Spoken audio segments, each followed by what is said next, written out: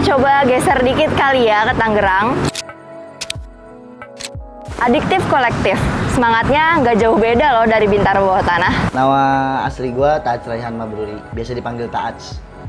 Atau kalau orang lebih dekat lagi manggilnya Nganga. Gue ini di Adiktif itu sebagai ketua kolektif di Adiktif.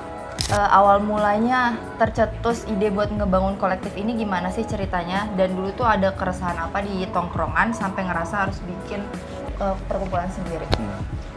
Kalau buat bikinnya itu pertama-tama sih gue kayak biasa aja ya, kayak layaknya orang-orang bikin komunitas aja gitu.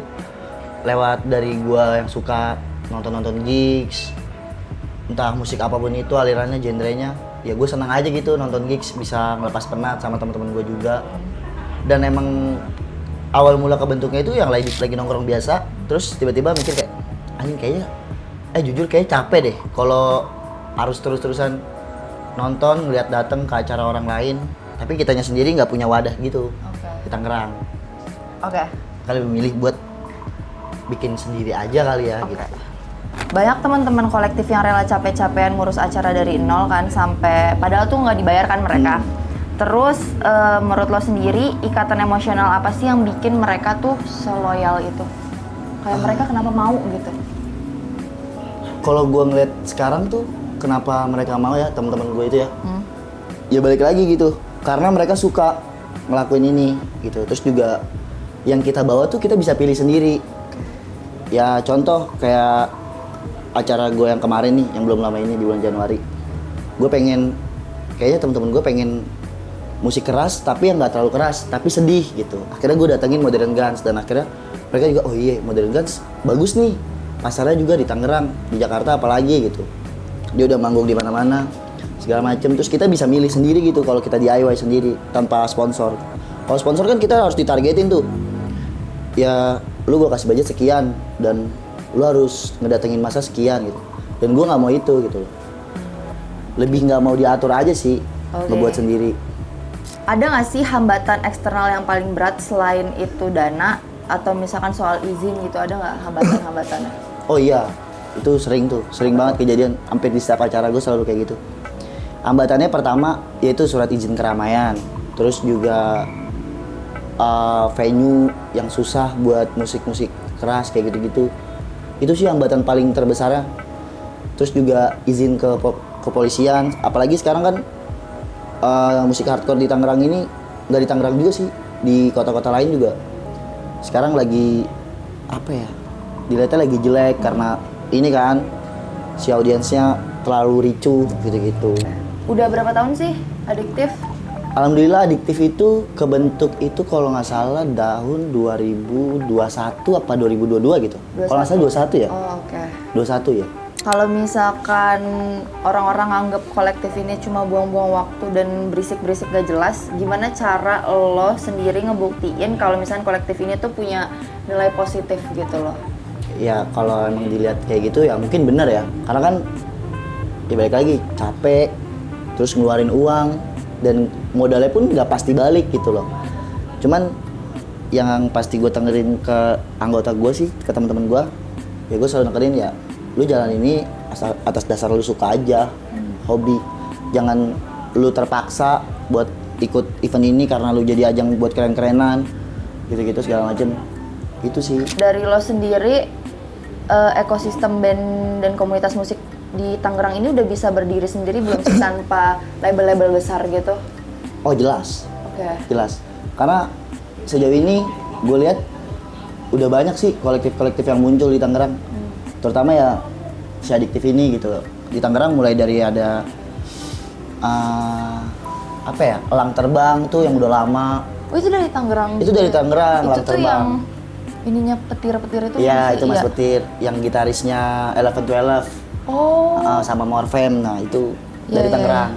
Oke. Kalau dibilang bisa bangun sendiri, bandnya tanpa label-label gede di Tangerang udah bisa sih.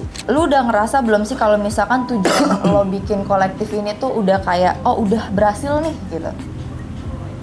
Atau masih terus berjalan untuk capai titik berhasil itu? Kalau dibilang berhasil, mungkin gue nggak bakal bilang kolektif gue tuh nanti bakal berhasil, gitu loh. Karena kalau misalnya gue buat acara terus yang datangnya rame, ya gue pengen lebih yang rame lagi gitu.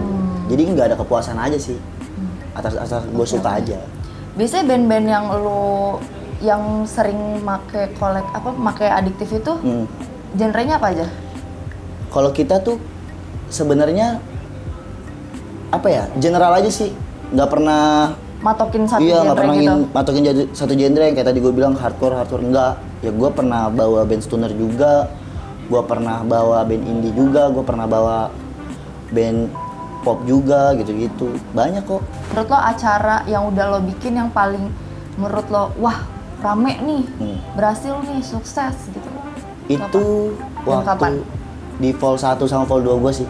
Itu makanya gue ngerasa kayaknya kalau gue berhenti di Vol 1 doang percuma deh gitu. Buat apa gue ada tulisan Vol gitu di flyer gue kalau misalnya gue cuma bikin acara sekali. Dan itu pas di acara pertama itu alhamdulillah sih pecah banget.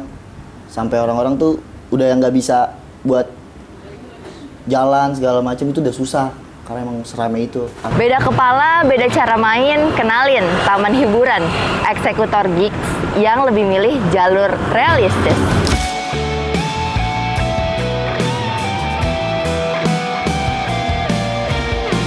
Halo, gue Joan. Gue di sini sebagai tim programnya Taman Hiburan. Kenapa sih milih nama Taman Hiburan?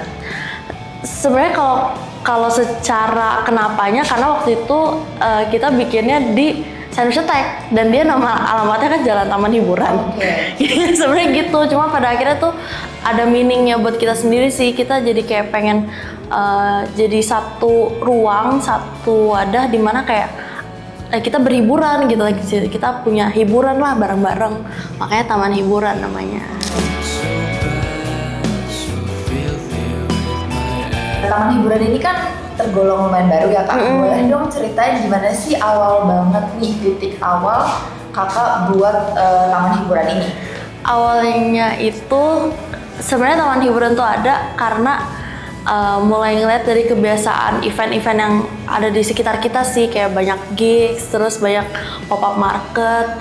Jadi Taman Hiburan tuh waktu itu datang hadir itu kayak kita nggak usah bikin yang musik-musikan gigs terus deh gitu, justru kayaknya tapi tetap ambil anak bandnya nih, tapi in a way gimana ya caranya biar mereka kita bisa bikin ada acara cuma tuh sama anak band. Makanya kita jadi event alternatif tuh waktu itu awalnya, dimana anak band kita undang untuk ikut main cerdas cermat kayak gitu. Jadi dan itu akhirnya mendapat feedback yang positif juga Kak Aji. Makanya kita awal-awal fokusnya di situ terus tuh, pengen jadi alternatif. Cuma ya kebanyakan alternatif kan juga kurang ya, maksudnya nggak bisa gitu. Jadi tetap ada musik-musikannya juga sih pada akhirnya kayak gitu.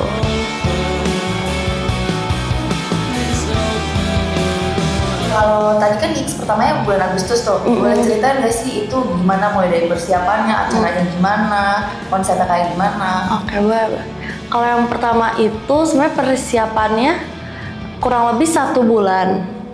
Itu langsung, waktu itu aku bertiga tuh, aku, Mas Orong sama Dencan. Dan itu udah langsung bagi role, kalau aku di program, Dencan dihubungin band-band dan komunitas, Mas Orong lebih ke produksi gitu.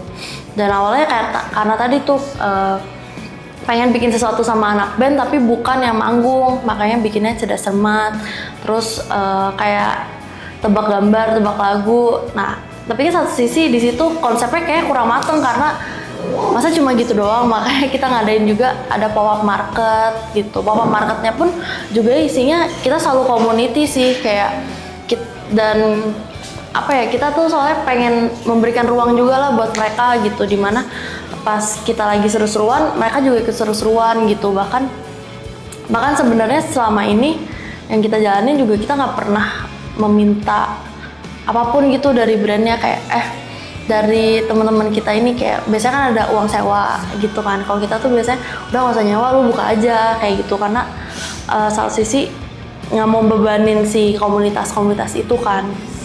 Terus yaudah tuh akhirnya kita ketemu venue di Bintaro dan ternyata serak karena secara layout itu kayaknya bisa kita apa-apain banget tuh, mulai dari indoornya, outdoornya, terus bagian terasnya tuh bisa kita respon semua. Dan puji Tuhannya waktu itu ownernya itu juga setuju tuh sama kita, dia satu visi dan misi lah pada akhirnya, makanya kita sempat rutin tuh 3 kali bikin di situ kayak gitu.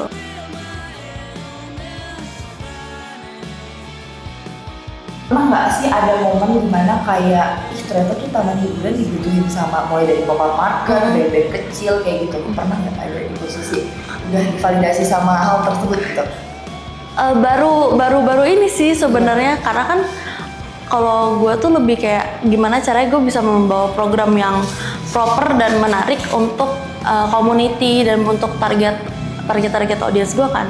Dan gue tuh kayak kadang membelakangi hal itu, dan gue baru dapet juga nih kayak taman hiburan tuh seru loh gitu, dan kayak gue thank you banget nih sama taman hiburan karena gue happy banget sama main sama taman hiburan gitu. Jadi kayak oh ternyata taman hiburan ada dampak yang baiknya juga ya yang buat ekosistem ini gitu. Jadi baru ngerasain itu sih sebenarnya.